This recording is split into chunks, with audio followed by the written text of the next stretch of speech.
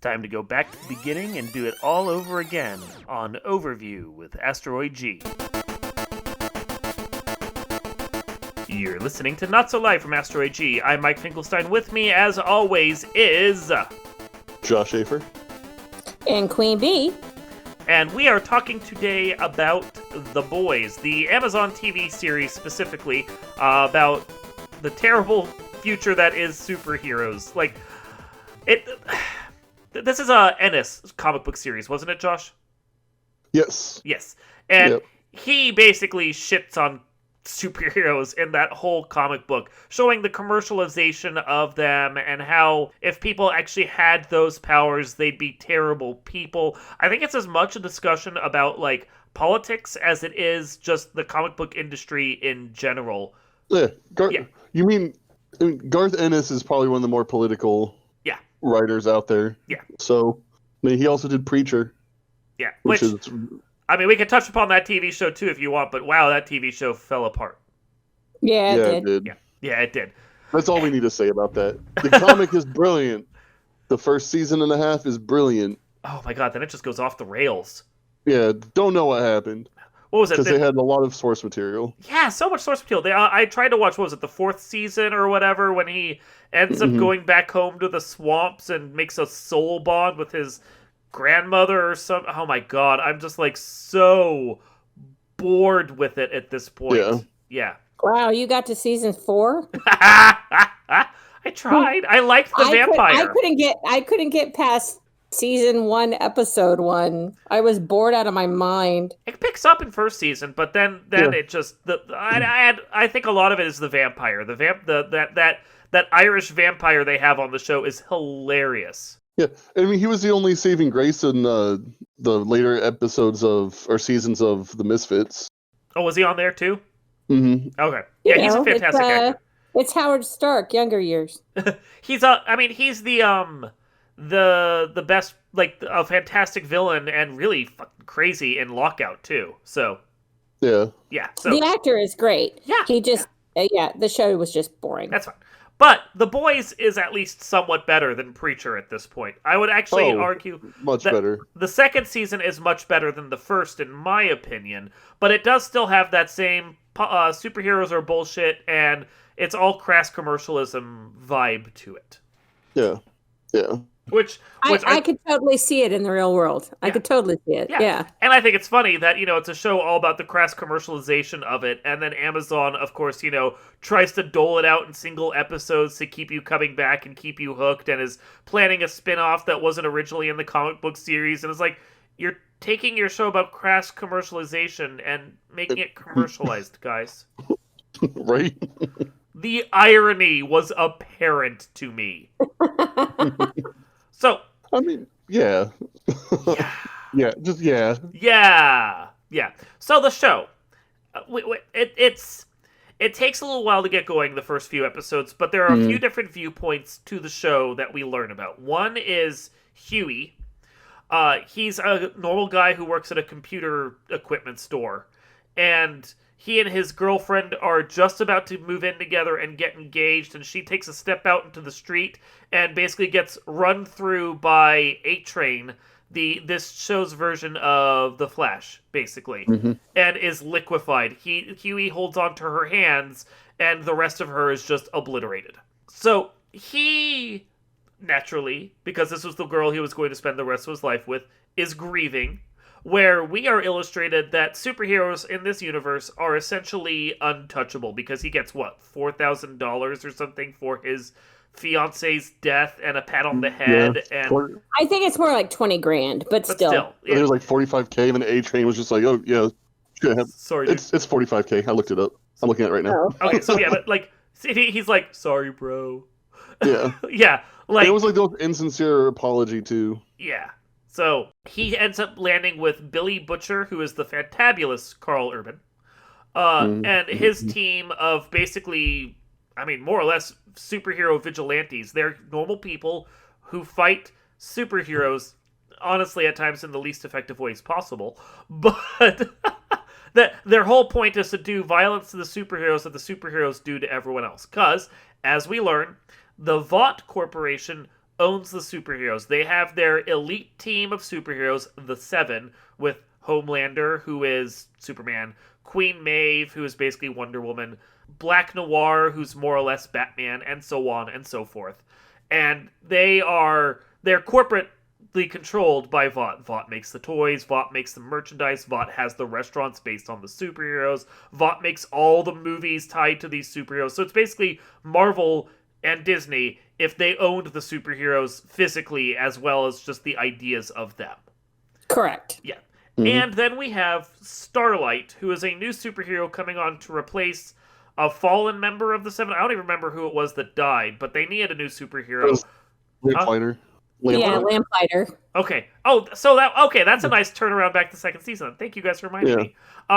So she comes on and she basically has electricity powers that allows her to like shoot out beams from her hands and some other stuff, and she's also bulletproof and kind of powerful, but she's new to it, and she has ideals that are quickly crushed under the heel of Vought. So those are our perspectives. There is the corporation and Huey and the boys, the group that Billy Butcher leads, and Starlight. Okay, so there's our 5-minute recap, which got way out of control for me, and I didn't expect to talk nearly that much. So, thoughts on the show from that perspective and forward from you guys, so I don't have to keep talking. Well, okay, so I'll get into this because I've only seen the show. So, looking at the show from somebody who was basically going, I have no interest in watching this, and then basically going, there's nothing else to watch. So I decided that we would watch it, and actually, it's pretty damn funny. So you get 4.5 stars from me on the whole series so far. The thing that kind of hits me the most is, I guess, the Deep. And his relationship with the water mammals that he has the relationship fish. with. Yeah. Right. And I just feel so bad for all of the water animals in this show because they become sushi. I mean, really, that's what it comes down to. And I just feel so bad for them. He has more than one drunk bender where he ends up getting like whales and other things just killed. Yes. And it's hilarious, but so wrong. Yeah. Well, and he also makes like intimate relations, like personality-wise, with all these animals too, and they all end up getting killed in horrific and terrible ways, violent ways. So looking at it from the perspective of, let's say, like Rick and Morty, for example, because it's kind of a comparison I can make here. So you've got a whole group of people that know what they're doing and have, like, not necessarily have powers necessarily, because Rick and Morty doesn't, but they're all in on the know and they're capable and able to handle themselves. And then you have the Deep, who is like Rick and Morty's Jerry, more or less. That's Aquaman, and that's supposed to be Aquaman. He's just kind of useless for the most part. The show makes you want to hate the Deep because he's also kind of a rapist of sorts. Yeah, I was like, he's a little rapey. He's a little rapey. I was getting to that. So he's not as good as Jerry because Jerry's just an idiot. But at the same time, after he goes through this, the show then revels in abusing the shit out of the Deep over and over again. And I get it. He's worthy of being abused. But you get the vibe that everyone else in the corporation, all the other superheroes, are just as bad. But by and large, it's just the Deep that gets punished. Because he's the easy one to punish. It's Aquaman. He's so easy to punish. Yeah. And he was the one that was outed, too. Yeah. So. He's got gills and he lives on land the whole time. And you're sitting there going, Deep, go back home or something. Shit. So. Yeah, he's easy to abuse, and he's trying so hard to get back into the Seven. That's second season, yeah. Yeah, he just makes all of the wrong choices constantly. Yes. And I guess you have to appreciate the actor who plays him because he plays him flawlessly. Oh yeah, no, he plays a perfect shitheel. Yeah. Right. Yeah. And Penn Oswalt as the Gills is even better. Oh god, yeah, that was the voice of his Gills when he was talking to himself. That was so wrong. It was amazing. There's a lot of very funny moments on the show. I think my issue, especially with the first season, was that, like, it holds Homelander, who's a terrible, terrible person. It's like, so, okay, so I gotta backtrack for a second. Homelander is Superman. He's got the same powers to a T. So he's a very obvious riff on Superman. It's just if, his truth, justice, and the American way part was cranked up to 11 and only focused on the American way and not the truth and justice part. Yeah. Right. So he's terrible. He's a scientist-raised super baby who's nigh invulnerable and has no moral compass whatsoever. And he's basically Superman if Superman were to go bad. And I would appreciate that more in the first season of the show if we didn't already have things like Brightburn and Irredeemable and everything else that's out there. It's like the whole idea that Superman could go bad and, oh no, we have to worry about that is an idea that even DC Comics has beaten into the ground at this point. And it's just not creative. They do more with Homelander by giving him, a Nazi girlfriend in the second season. Spoiler. And that makes him more interesting as a character. But just as a Superman analog on his own, he's not really thrilling. No, I mean, Superman's kind of like that at times, too. Superman can be interesting. DC Comics actually has a lot of movies they've been putting out lately that make Superman interesting. But you are right. In the wrong hands, Superman can be a complete snore. Yeah. Yeah. Well, I think out of all of the characters, I mean, I like Starbright because she's the most innocent. Yeah. I like Queen Maeve because she seems to be, she understands her plight. Like she gets the fact that this isn't what we should be doing. This is what we should be doing, but I can't do what's right because I'm going to be killed if I do, kind of situation. Yeah, you get the vibe that if Homelander were taken down, then Maeve would take over the team. It would be a very different system team. In place. Yeah. But my favorite character, at least in the first season, is Black Noir. Because he went for basically doing absolutely nothing. He and because you don't get to see his face. Yeah. He's the one that you see basically playing the piano. Like there's a scene where they're at a party and they have a piano player there, and he basically just kind of walks up and makes the guy get up and leave so that he can start playing piano. I mean, it's that little, those little things that he does, that are really kind of make his character, which is really good. I also like the detail that the easiest way to defeat him in the second season is to shove him almond joy in his mouth because he's got a tree nut allergy. That was hilarious. like that. Batman is undefeatable except for when he eats an almond joy. Yeah, nut allergy, exactly. Just kick his inhaler away and he's stuck. Oh, it's hilarious. It's so wrong. And I'm sure all the other characters can die just as easily if you know what they're, which the real Batman would know. Right. Yeah. Exactly. Yeah. No, I think it's our conversation so far hints at a huge failing of the first season especially, and it's that all the interesting characters are not the boys themselves. Right. Josh? Yes. Because I think everyone has just like enough of a storyline to be interesting. Yeah, I mean, they give depth to Billy Butcher and his comrades, Mother's Milk, and then by second season, Frenchie. Like, they get some backstory that makes them a little more deep, but they don't do a whole hell of a lot. I think the problem with the show trying to illustrate that they are constantly getting one-upped by Vought makes them into the point where they're just kind of inconsequential to their own show. Right. And that's kind of what I'm starting to feel too, because like in the comic books, they had much more of an impact. And like even in season 1, they took out a couple soups and had a larger impact. But I feel like in second season, it's just kind of turned into what kind of fucked up shit can Homelander do this time. Yeah, the most important thing they do about in second season is out the fact that Stormfront, who has a very obviously Nazi name, if you know anything about politics, they out her as an actual Nazi, like a 120-year-old Nazi.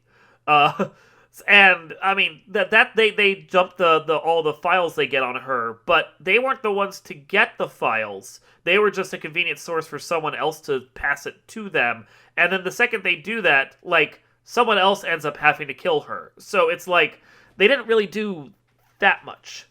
Yeah, exactly. Yeah. So I'm kind of hoping that the third season has a little bit more world building because like I don't want to spoil too much, but what happens at the end of season 2 with the Butcher storyline, like Yeah. I feel like that could have been more built upon. Like I don't know, I just felt like it was kind of like, oh, that happened. There's a lot of that. It's like they have very specific points they're trying to write towards, but when they get to a certain episode count, they either have to hit that point, whether they finish it or not. It reminds me a lot in that respect of Game of Thrones. Right, yeah. I mean, the execution is much better than Game of Thrones, especially the last part. But yeah, like I feel like the end of season 2 is kind of just like a big setup for season 3, and that irks me sometimes because yeah. Well, and we are going to spoil stuff. So if you haven't seen the show and somehow you've listened to us talk for 15 minutes about it so far, shame on you. But spoilers. So this is something that I read in a couple of articles. I didn't pick up on it at the time, but I've thought about it afterwards. So my review doesn't reflect this, but I want to get your guys' opinion on it. And that is that we see Stormfront get taken down, the Nazi, but then a new villain emerges who is a character we've been watching like grow through this whole season as a secondary character. The Democratic senator whose name I can't remember, but like she's kind of positioned as an AOC analog, Alexandria Ocasio-Cortez, and then it's revealed that she's a supervillain who can make people's heads explode with her mind. And so it's like, one, that twist comes out of nowhere considering some earlier scenes where she reacts very differently to that stuff going on around her and it doesn't quite make sense. But also it's the fact that, are they trying to say like Trump does, both sides are corrupt and the left is just as bad as the right, and we had a Nazi on one side but AOC is just going to be as bad because in this universe she has a superpower where she can make people's heads explode. How do you feel about, like, is there a false equivalency there? Is there not? What are your thoughts?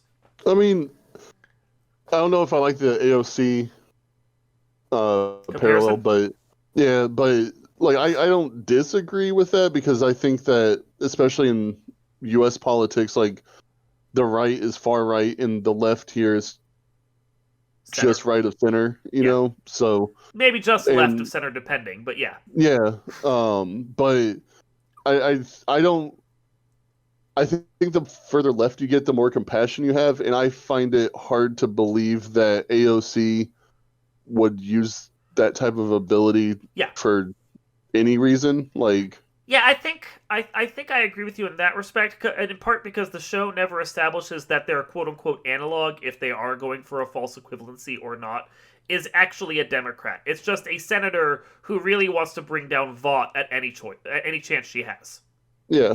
So. And like that I guess is a little bit more left-leaning, but when you look at like what's going on, like the from what I remember anyway, and I kind of forget the political side of the boys, but Homelander was trying to strong arm an amendment to using superheroes in the military, and the current administration was kind of like, no, which seems to me kind of more of a Democratic take than a Republican take. Yeah.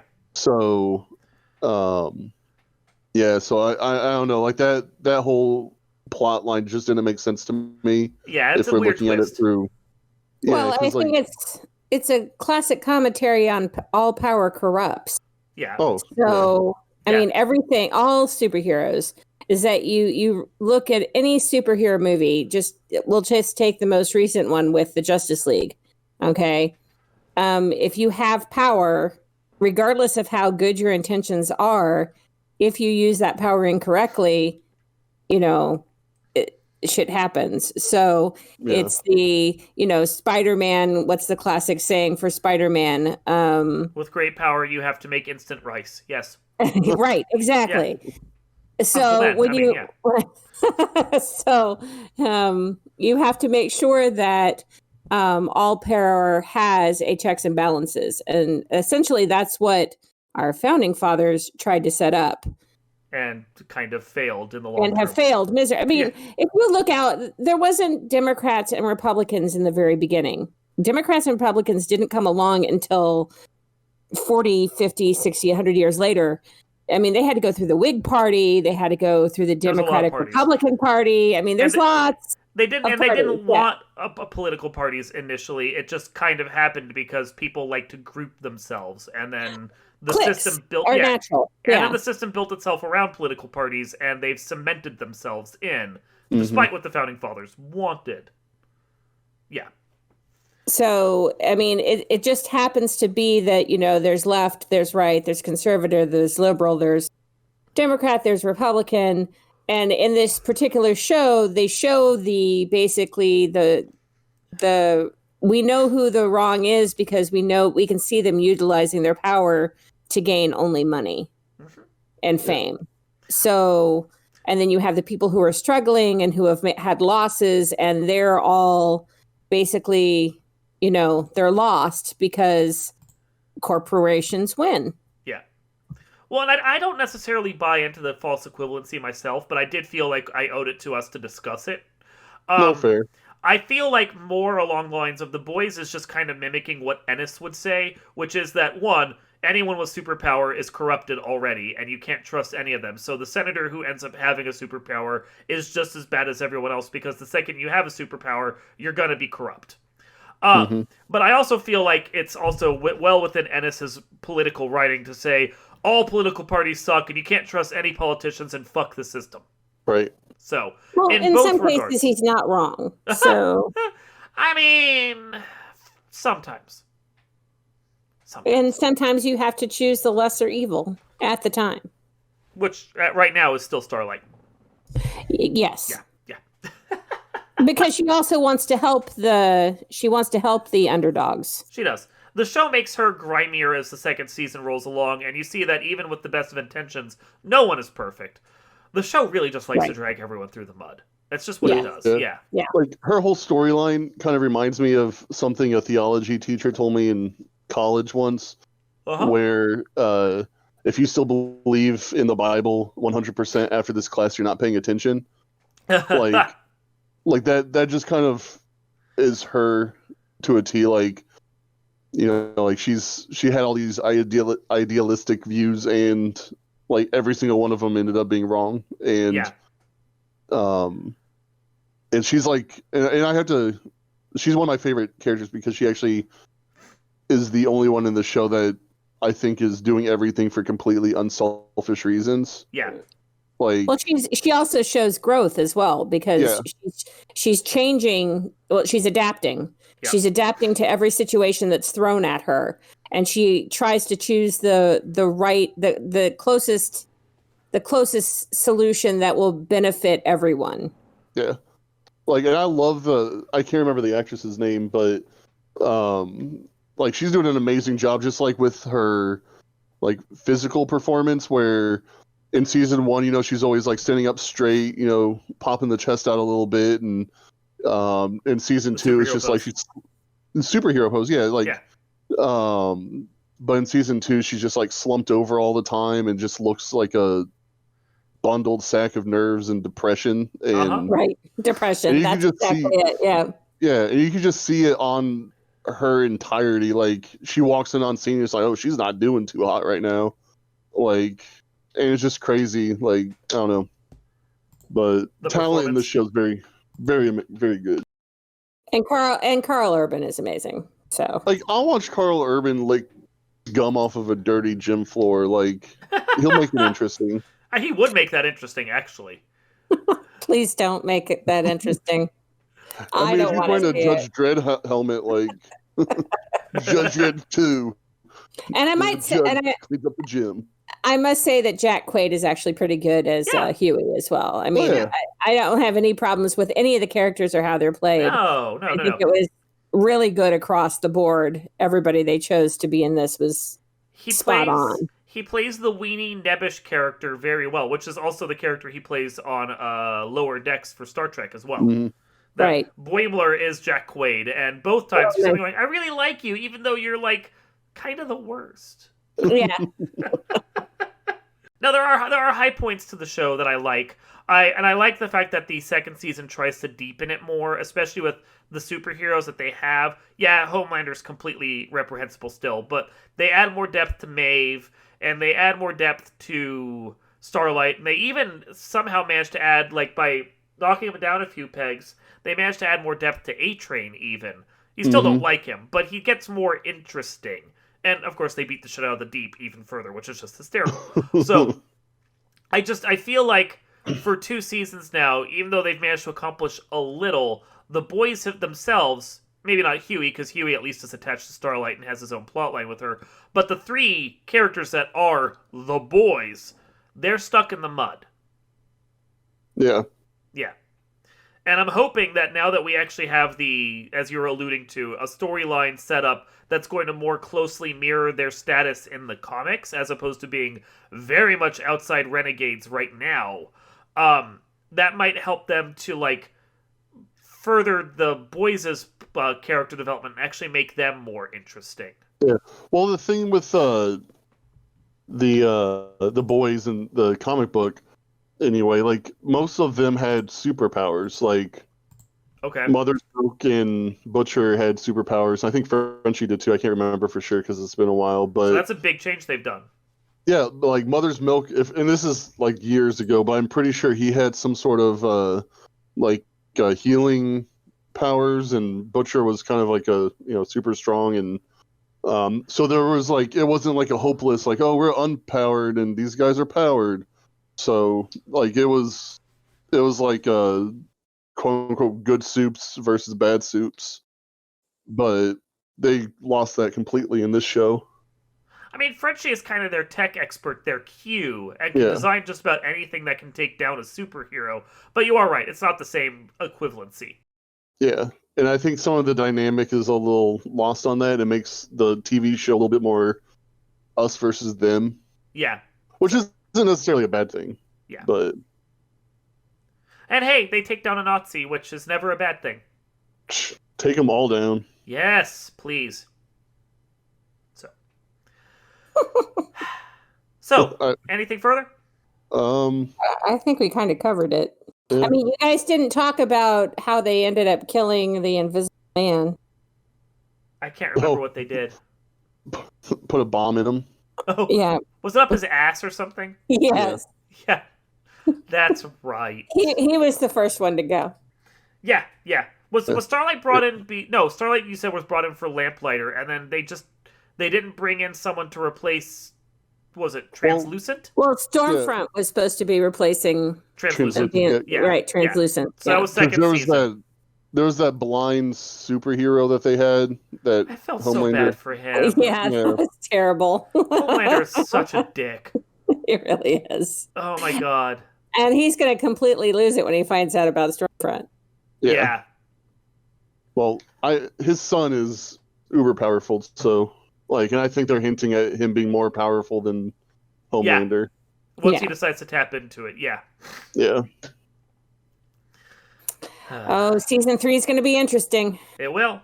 And then there's that spinoff featuring college-age superheroes that I have very little interest in. Wow. I don't need the real world, the boys, okay? Right. No. Yeah. No. Yeah. Anyway. All right, well, this has been Not So Live from Asteroid G. I'm Mike Finkelstein. I'm Josh Schaefer. And I'm Queen Bee. Oh, hey, here's one for you before we outro, and then we'll do that again. So superheroes in this show, as is revealed in second season, get their powers from an early age because they're dosed with compound V, and then I guess puberty or whatever, they grow their powers, and then woo, they have superpowers. So if you could take a drug to get your own superpower, any superpower, what would it be? Probably teleportation for me. Teleportation? Teleportation. Yeah. So you move yourself any place you want on anywhere just by thinking about it, and anything I guess you have on you or you're carrying comes with? Yeah. I mean, honestly, like, if I wanted to be a dick about it, my dick answer would be like the Scarlet Witch from the comic books superpower, where she can change probability. So I could be like, I have 100% probability that I can teleport. Like, that would be my honest answer. I think that's kind of too OP. That's a bit OP. But that's But fair. I'm super lazy and I hate driving, so No, I get you. I'm sitting there going, what superpowers would I want? And they'd all be like really minor, just to make my life a little more convenient. right, yeah, it's Yeah. like I I wish I like could take a. Oh, go ahead. I like the power from the power of suggestion, which is basically the power they give one of the seven in Umbrella Academy. Yeah. Mm. I hear a rumor. Yeah. Yes, I hear a rumor. Right. Yeah. I like that power. That's not a bad. That could be very And that's a very decent useful. show. Yeah. It's definitely a contrast show against this one, because I know that one's like veered off from where the comic book has gone well, Umbrella Academy. But like, I think the characters have a whole lot more growth on that show than we get in The Boys. Yeah. Yeah. So this isn't my real answer. I have a different one for my real answer. But like the one that I've heard that I thought was hilarious was one from Mab, her husband Mason, Mab being our sibling, played in a RPG where you were supposed to create like people with terrible powers. And one that he came up with that actually someone else ended up getting because they then shuffled up their character sheets was you can fly limitlessly so long as you have a dick in your mouth. Damn. Wait, I have questions. Yeah? I have so many. Yeah, I know, right? Does it have to be a live dick? No. Could it be a dildo? It has to be a human dick. Has to be a human dick. dick. A dick Okay. dick. But that did come up in the climax of their game because the person playing them bit the dick off of someone else and then went flying around the room.